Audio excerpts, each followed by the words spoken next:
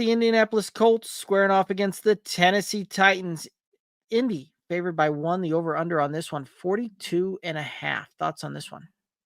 I'm gonna take Indy here. I think they're finding their stride here a little bit. And even with losing Jonathan Taylor, we've seen what Zach Moss was able to do at the beginning of the season. So I don't think that while it's a step back, it's not damning.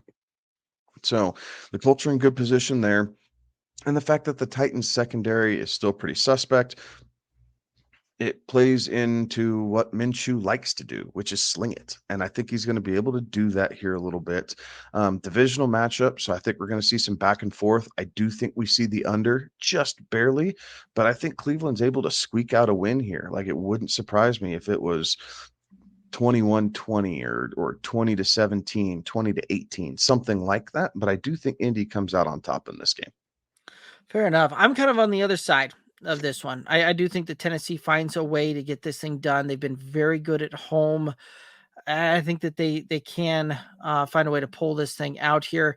Indy was able to really bottle up Derrick Henry in the first matchup here, right? But historically, Derrick Henry has very good games against the Colts. And right now, too, Indy's missing a couple of key pieces along that defensive line here that I think it's going to allow Derrick Henry to have a very good game when it's all said and done. I do think that the under comes into play, right? Like this is one of those that score you mentioned, that 21-20, like I think we're going to get a nail biter that comes down to, who has the ball last type of thing. Like it's going to go all the way down to the wire on this one. That being said, though, part of the problem is that I do think that I also think you're right when you say that Indy's going to be able to move the ball through the air on this one. Part of the problem is Gardner Minshew has a hard time. The teams that Gardner Minshew plays for has a hard time winning when Minshew is 300 yards or more, and I think that there's a chance he can touch 300 yards passing in this game.